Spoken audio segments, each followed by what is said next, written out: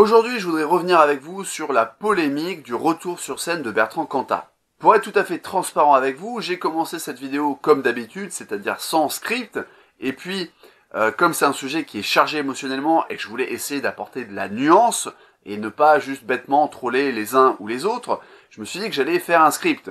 Le problème, c'est qu'au fur et à mesure que j'écrivais le script, il a grossi, et il a fini par devenir un véritable article de 3137 mots, que j'ai publié hier sur mon site et que je vous invite à aller lire si vous voulez quelque chose de très dense avec beaucoup de nuances. Il était hors de question que je lise un texte de 3137 mots devant vous. En fait, j'ai essayé et je me suis retrouvé avec 45 minutes de rush pour une seule prise en le lisant rapidement, donc c'est beaucoup trop long à monter. J'ai pas envie de faire ça, j'ai autre chose à faire et c'est pas agréable. La forme ne va pas du tout par rapport au dynamisme habituel que j'essaie de mettre dans mes vidéos. Donc, je reviens à un format où j'ai juste un plan, j'ai un plan qui tient en 10 lignes, et à partir de ce plan en 10 lignes, je vais prendre des éléments de mon article de mémoire pour aborder un certain nombre de points que je pense assez fondamentaux. Le premier point sur lequel je voudrais revenir, c'est l'imperfection de la justice humaine. On ne peut pas ramener les morts à la vie, et même si vous êtes un partisan du rétablissement de la peine de mort, il faut bien admettre que, imaginons que Bertrand Cantat ait fini sur une chaise électrique, ça n'aurait jamais ressuscité Marie Trintignant. Et en parlant de peine de mort, je voudrais vous dire que si la famille de Marie Trintignant souhaite la mort de Bertrand Cantat, je n'ai aucun problème avec ça, parce que c'est une réaction absolument humaine. Mais attention, quand je dis que c'est une réaction humaine de souhaiter la mort d'une personne qui a tué un de vos proches, ou même d'une personne qui aurait violé un de vos proches, et si vous êtes la victime du viol ou d'une tentative de meurtre et que vous avez survécu, c'est tout à fait humain de souhaiter la mort de l'agresseur. Ça ne veut pas dire que tout le monde aura ce réflexe d'une part, on n'est pas tous égaux devant le pardon, on n'a pas les mêmes réflexes, c'est juste une tendance qui est très répandue dans l'espèce humaine de vouloir tuer les gens pour se venger, de réclamer la loi du talion, et le fait que ça soit humain et que je le comprenne ne veut pas dire que je trouve que c'est un modèle de société souhaitable. Une société dans laquelle chacun pourrait se faire justice lui-même ne serait pas fonctionnelle, et si vous avez le moindre doute à ce sujet, je vous conseille de retourner voir l'excellente trilogie du Parrain de Francis Ford Coppola. Au-delà de cette imperfection, il y a un autre aspect encore plus délicat, c'est la question du doute. Alors dans le cas de la mort de Marie Trintignant, on n'a pas de doute sur la culpabilité de Bertrand Cantat. Il a reconnu les faits, voilà, on a tout un tas d'éléments qui permettent d'être sûr que c'est bien lui qui a tué Marie Trintignant, il n'y a pas de doute là-dessus. Mais, vous l'avez remarqué, déjà, il y a des doutes sur d'autres aspects. Par exemple, il y a des accusations de maltraitance, de pression psychologique, voire de pression physique, qui ont été portées à l'encontre de Bertrand Cantat concernant le décès, le suicide même de son ex-compagne qui est la mère de ses enfants, qui s'appelait Christina Radi. Je prends un exemple qui concerne Bertrand Cantat parce que c'est le thème de la vidéo, mais plus globalement, il y a des tas de moments où des gens saisissent la justice, mais non que des témoignages. Il y a des méfaits dont il est très compliqué de fournir la preuve auprès d'un tribunal, et en fait, au-delà des questions judiciaires, il y a des choses dans le domaine de la connaissance sur lesquelles on a des zones d'ombre, sur lesquelles on ne sait pas. Que ça soit en matière de science pure et dure, entre guillemets, par exemple, on ne sait pas encore comment concilier la théorie de la relativité générale avec ce qui se passe au niveau de la mécanique quantique. David Loapre a fait 2 vidéos d'ailleurs où il abordait les 2 hypothèses qui étaient un peu concurrentes. Il y avait la théorie des cordes d'un côté et l'autre truc quantique à boucle, je crois, mais je me rappelle plus du terme. Donc, que les zététiciens qui passent par là ne me jettent pas la pierre. Je crois que la théorie des cordes est un peu en train d'être abandonnée, mais à une époque, on avait 2 hypothèses différentes et on ne savait pas laquelle était vraie. Et en dehors des sciences pures et dures, entre guillemets, pour prendre quelque chose qui est un peu moins exact, en l'occurrence l'histoire, où on se repose beaucoup sur des textes, mais évidemment, c'est pas parce que vous trouvez 10 textes qui disent quelque chose que il n'y a pas 11 textes qui disaient le contraire qui ont été effacés, par exemple. Il y a des périodes de l'histoire humaine sur lesquelles on a des zones d'ombre et on fait de la spéculation. Alors quand vous êtes touché émotionnellement par un sujet, vous avez souvent envie d'avoir des certitudes. Et votre esprit, le besoin de sens qui semble lié au fonctionnement cognitif humain, ce besoin de sens vous pousse parfois à élaborer des histoires, même si vous n'êtes pas sûr, parce que vous voulez une version des faits à laquelle vous raccrochez. Après ces considérations générales sur le fonctionnement de la justice et de l'esprit humain qui est attaché à la notion de certitude, ce qui est une grande souffrance dans un monde où il y a du doute et de l'inconnu, je voudrais qu'on revienne précisément sur cette histoire de retour sur scène de Bertrand Cantat. Vous le savez, il y a des gens qui veulent le décourager de monter sur scène en allant manifester à tous ses concerts, en faisant des pressions médiatiques, des grands discours, et tout ça ressemble un petit peu à une tentative de censure. Alors, je voudrais rappeler un truc très simple, c'est qu'il y a une différence entre le boycott et la censure, puisque la censure consiste à faire interdire quelque chose qui vous dérange, alors que le boycott consiste à dire « moi, je ne vais pas cautionner ce truc qui me dérange », et vous pouvez même proposer aux gens de le boycotter avec vous. L'appel au boycott, c'est quand même un truc qui est vachement intéressant, parce que tu respectes la liberté d'opinion, tu respectes la liberté d'expression, tu respectes la liberté artistique, et tu incites les gens à faire un choix en utilisant leur libre arbitre, même si, bon, en vérité, le libre arbitre n'existe pas, mais je vais pas me lancer là-dedans dans cette vidéo, mais en gros, tu dis aux gens, moi, je vais boycotter telle chose, tel événement, tel artiste, telle marque de telle compagnie qui vend, je sais pas, tel ou tel produit, et je vous propose de faire comme moi. C'est-à-dire que tu proposes aux gens de prendre une décision et de ne pas valider une œuvre, de ne pas donner de l'argent à un artiste, de ne pas acheter les produits de telle ou telle marque. Pourquoi les manifestants anti-Cantat n'ont pas recours à ce boycott?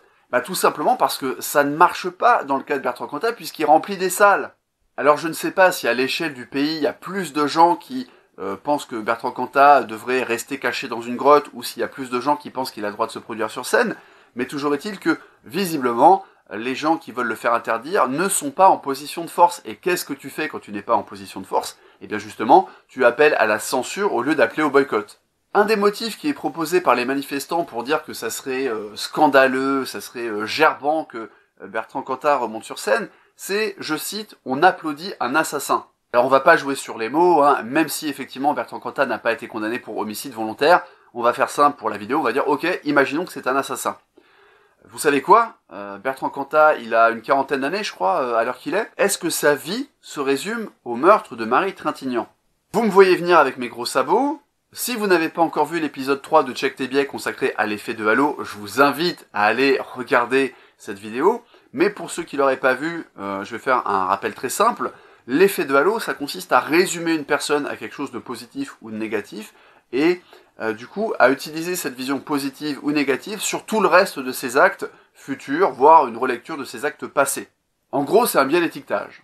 Et pour les manifestants anti-Cantat ainsi que pour Nadine Trintignant, le chanteur bordelais Bertrand Cantat se résume à l'assassin de Marie Trintignant.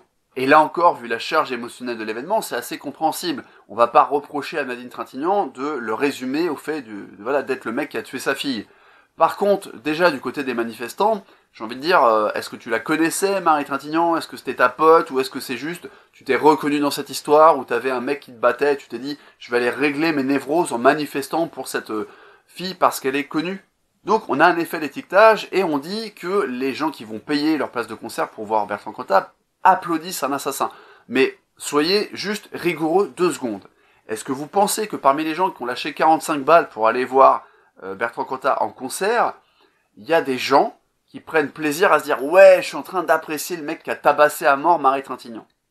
Sérieusement, est-ce que vous pensez que c'est ce qui se passe dans la tête du public? Alors oui, on peut admettre qu'il y a 1 ou 2 détraqués à chaque concert qui sont en train de se dire « Ah ouais, c'est génial, je suis en train d'applaudir un meurtrier, ouah, c'est comme si je voyais Charles Manson en concert, ouah, trop bien !» Oui, parce que si on veut être rigoureux, il faut accepter que ça concerne peut-être 0,02% du public. Oui, il y a peut-être des détraqués qui ont une espèce de plaisir malsain, de voyeurisme sadique, à aller applaudir Bertrand Cantat en passant les 1h30 du concert à penser à Marie Trintignant. C'est peut-être vrai. Par contre, ce qui est tout aussi rigoureux, c'est de penser que ces gens-là sont une infime minorité. Donc pourquoi tu veux interdire aux autres personnes qui vont juste écouter de la musique et qui ont envie peut-être de ne pas enfermer Bertrand Cantat dans l'étiquette de l'assassin et de ne pas céder à cet effet de halo là, pourquoi tu veux leur interdire de l'applaudir? Et ce qui est intéressant, c'est d'aller sur la suite de la phrase de Nadine Trintignant qui dit « J'aurais préféré qu'il devienne cordonnier ». Je crois qu'elle a dit cordonnier, mais c'était peut-être charpentier ou maçon, peu importe. De la part de quelqu'un qui vient du milieu du spectacle, c'est tout simplement un aveu de vision classiste du monde, c'est-à-dire que le travail du boulanger est moins noble que le travail de l'artiste, parce que vous allez me dire non mais en fait on n'applaudit pas un boulanger. Eh ben peut-être que tu devrais applaudir ton boulanger, peut-être que tu devrais applaudir ton maçon.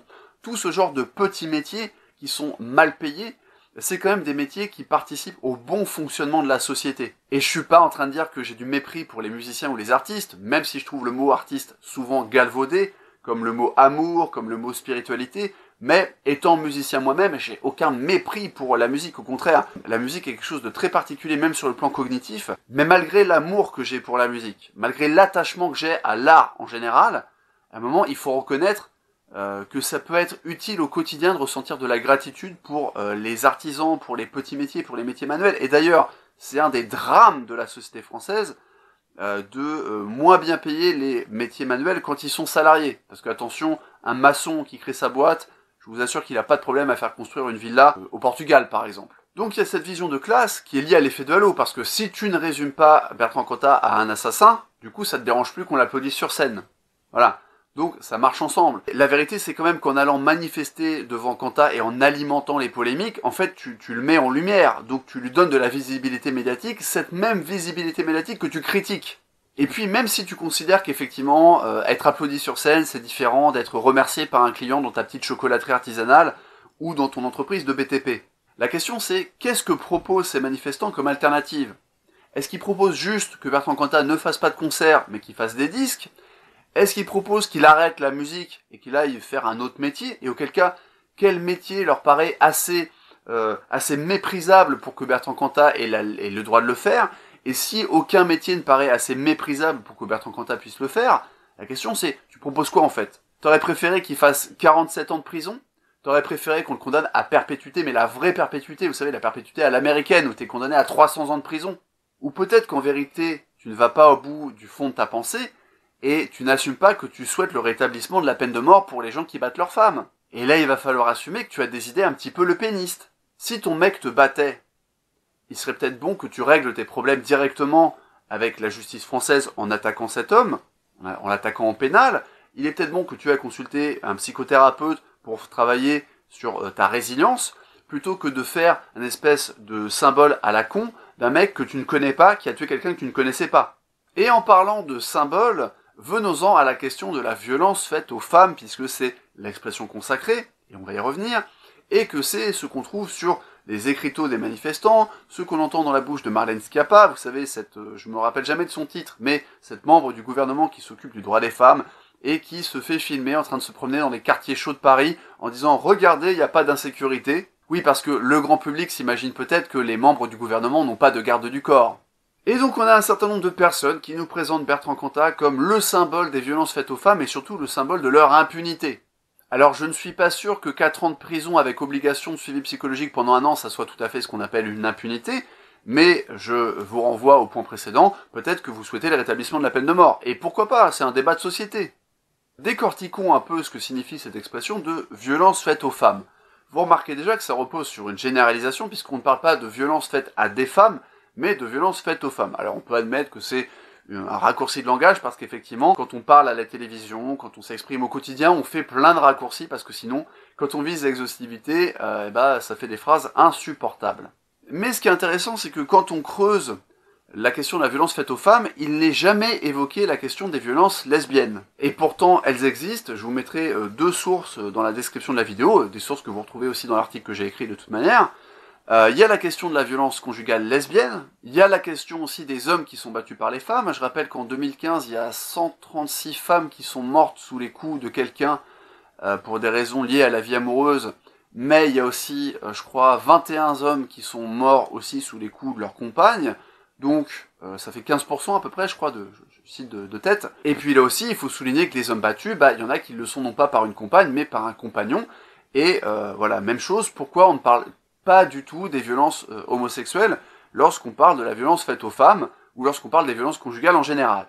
Le problème, c'est que quand tu parles de violences faites aux femmes, de domination masculine, de culture du viol, tu sous-entends que tout ça est sociologique, et que donc il y a une ambiance de sexisme systémique. Le problème, c'est que je n'ai jamais entendu Bertrand Cantat, que ce soit dans une interview ou que ce soit dans les textes de ses chansons, je ne l'ai jamais entendu tenir des propos sexistes. Je n'ai jamais entendu Bertrand Cantat affirmer que les femmes méritaient d'être moins payées que les hommes. Je ne l'ai jamais entendu affirmer que leur place était à la cuisine ou à s'occuper des enfants. Et je ne l'ai jamais entendu affirmer que les femmes avaient vocation à être des sacs de frappe pour leur mari jaloux. Ce serait même plutôt l'inverse, puisque vous savez que Bertrand Cantat a des opinions altermondialistes de gauche, ce qui est assez succulent, parce qu'au lieu de donner des leçons au PDG d'Universal en l'appelant camarade Jean-Marie, peut-être qu'il aurait mieux fait juste de pas tabasser à mort sa maîtresse. J'en profite pour souligner quelque chose qui me dérange profondément chez les gens qui se prétendent droits de l'homiste, militants progressistes. Malheureusement, je fréquente quasiment que des femmes de gauche, et il y en a un certain nombre qui se sont livrés à des violences psychologiques sur moi, et enfin qui ont essayé, parce qu'avec moi ça dure pas longtemps, si tu veux, je sais me protéger. Et ce qui est intéressant, c'est que il y a un décalage entre les discours. Un jour, je vous raconterai une anecdote. Il y a un décalage énorme entre le discours droit de l'homiste de ces personnes et la manière absolument dégueulasse dont elles se comportent dans l'intimité et dont finalement elles oublient tout respect de l'altérité. Donc peut-être qu'au lieu de donner des leçons sur la migration dans le monde et sur l'accueil des réfugiés syriens, tu ferais mieux déjà de commencer par respecter ton prochain immédiat, celui avec qui tu interagis au quotidien. Et toujours est-il que Bertrand Cantat n'a jamais tenu de propos sexistes. Donc du coup, si il ne démontre pas une idéologie sexiste, à moins de jouer au zététicien et de me rappeler que l'absence de preuve n'est pas la preuve de l'absence, ça c'est vrai, peut-être qu'en fait, il cache très très soigneusement ses opinions machistes et masculinistes, mais sinon, on est obligé d'admettre que quand il a battu Marie Trintignant à mort, c'était pas par sexisme, c'était pour des raisons psychologiques de pathologie individuelle, ou que c'était pour une histoire de relations dysfonctionnelles et toxiques, parce que ça c'est quelque chose qu'il faut pas dire, parce que ça semble excuser la violence, mais c'est pas une excuse. À un moment, il faut juste avoir the big picture, il faut voir les choses dans leur ensemble. Le fait que Marie Trintignant ait été tuée et que Bertrand Cantat soit coupable et qu'il doive effectivement être condamné pour ça, ça ne veut pas dire que Marie Trintignant n'a jamais usé de violence psychologique à son égard. Ça nous renvoie juste au fait qu'on ne peut pas le vérifier. Et on revient sur ce que j'appelle le maléfice du doute. Donc relation toxique, personnalité individuelle pathologique, imaginons que Marie Trintignant n'ait jamais fait preuve de violence psychologique à l'égard de Bertrand Cantat. L'explication c'est que Bertrand Cantat est un malade finalement, voilà, qu'il faut qu'il soit soigné et qu'un an de suivi psychologique ce n'était pas assez, mais en aucun cas ça n'a quoi que ce soit à voir avec du sexisme. Donc pour conclure cette vidéo, je vais m'aborder à un sujet assez succulent, qui est la tentative d'explication de pourquoi on a fait de Bertrand Cantat un symbole, sachant que puisque les manifestants ne s'intéressent pas visiblement à la question des violences conjugales homosexuelles, et puisqu'ils ne s'intéressent pas visiblement à la question des violences hétérosexuelles faites aux hommes, ça veut dire qu'ils ne prétendent militer que contre les violences faites aux femmes par des hommes. Et admettons, on peut pas être au four et au moulin, il y a plein de sujets au quotidien pour militer. Tu peux pas militer pour le droit des réfugiés syriens et pour le droit des animaux, militer contre les violences conjugales hétéro et militer contre les violences conjugales homo. Voilà, admettons que voilà, tu es plein de cheval de bataille et qu'il a fallu en choisir un, il n'y a pas de souci. Mais puisque Bertrand Cantat n'est pas sexiste, qu'est-ce qui explique que ces militants les choisissent pour être le symbole des violences faites aux femmes et uniquement aux femmes par des hommes et uniquement des hommes? Parce que vu que je vous ai rappelé les chiffres, vous avez bien conscience que Bertrand Cantat c'est pas le seul mec qui a tué sa femme. La première explication, c'est l'heuristique de disponibilité, plus connu sous le nom de biais de disponibilité. Alors c'est souvent un biais qui a des implications sur la prédiction statistique ou sur la surévaluation des faits. Par exemple, vous avez tendance à surévaluer la fréquence d'événements dont vous avez des souvenirs et à sous-évaluer ceux dont vous n'avez pas entendu parler. C'est un phénomène qui joue énormément au niveau de la lecture qu'on a des médias. Les accidents de la route font beaucoup plus de morts et de blessés que les violences conjugales. Mais, à part quand il y a des campagnes temporaires de prévention sur la sécurité routière ou une polémique parce qu'on veut changer une limitation de vitesse, on parle bien plus souvent des violences conjugales ou du sexisme que des accidents de la route. Dans le cas de Bertrand Cantat, l'heuristique de disponibilité, il se manifeste parce que c'est un personnage connu qui en plus a tué quelqu'un de connu. Donc on a toutes les raisons du monde que l'affaire soit médiatisée. Je dis pas que c'est les bonnes raisons, je dis juste que c'est logique vu la société dans laquelle on vit. Donc, si tu es un militant féministe, tu sais que ça s'est produit, alors que t'es pas forcément au courant du fait que ton voisin bat sa femme tous les soirs, et c'est beaucoup plus facile de parler de l'affaire Bertrand Cantat puisque tu es au courant, plutôt que d'aller éplucher les faits divers pour savoir si t'as pas dans ta ville un couple de lesbiennes ou t'as une meuf qui bat sa femme. Pour le dire plus simplement, certains militants féministes s'acharnent sur Bertrand Cantat parce que il est connu, ils sont au courant qu'il vient dans leur ville, voilà, ça fait une manifestation facile, en plus tu risques pas de te faire tabasser par les CRS, donc tout va bien, tu fais ça calmement, voilà, t'as pas besoin de chercher d'autres raisons de manifester puisque tu as cet événement qui est médiatisé, qui se présente à toi spontanément. Ce qui m'amène à une deuxième explication sur pourquoi on a fait de Bertrand Cantat un symbole, c'est la question des incentives. Alors, en théorie des jeux, les incentives, ça désigne simplement la rémunération. Ça désigne le fait qu'on a quelque chose à gagner dans un échange, dans une transaction, dans une situation, bref, dans un comportement. Gardez à l'esprit que le but de tout militant, c'est de faire médiatiser sa cause. Pourquoi ? Tout simplement parce qu'aujourd'hui, les batailles symboliques se gagnent plutôt dans l'opinion publique ou se gagnent en faisant plier un pouvoir en place parce que celui-ci va tenir d'une opinion publique qui en fait n'ira jamais manifester dans la rue, etc. Le but, c'est pas d'avoir un avantage numérique pour faire une révolution, et tant mieux à la rigueur, c'est simplement de faire assez de bruit dans les médias pour que les gens qui sont en place se disent « Ah, le public va peut-être penser à commencer qu'on ne fait pas notre travail correctement ». Et au-delà de pousser le gouvernement à prendre telle ou telle décision, le but aussi c'est de changer les mentalités en envoyant justement régulièrement dans les médias des signaux, ce qui crée un biais de disponibilité, c'est-à-dire que quand vous entendez tous les jours parler des violences faites aux femmes, vous commencez à adhérer à une certaine propagande sur la culture du viol, par exemple.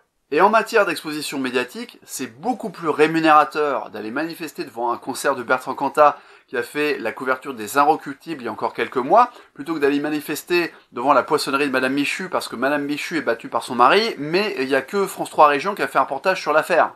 Et en plus de l'heuristique de disponibilité et des incentives médiatiques qu'il y a à faire de Bertrand Cantat un symbole de la violence faite aux femmes, il y a une troisième raison qui est particulièrement ironique.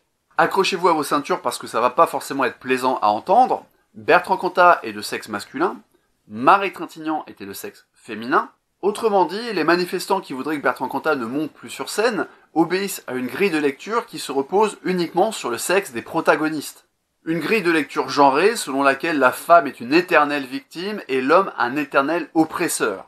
Donc on a des militants soi-disant féministes qui, en plus de préférer la censure à l'appel au boycott, ont une grille de lecture absolument sexiste de la situation. Je vais m'arrêter là pour aujourd'hui, j'espère vous avoir fait réfléchir sur cette situation assez grotesque qui part hélas d'un vrai drame humain. Il y aura toutes les sources dans la description de la vidéo, il y aura un lien vers mon article dans lequel il y a en général des liens hypertextes vers les sources, mais si vous n'avez pas envie de lire les 3137 mots de l'article, il y aura les sources dans la description de la vidéo de manière indépendante. Prenez soin de vous, prenez soin du monde, ça peut servir.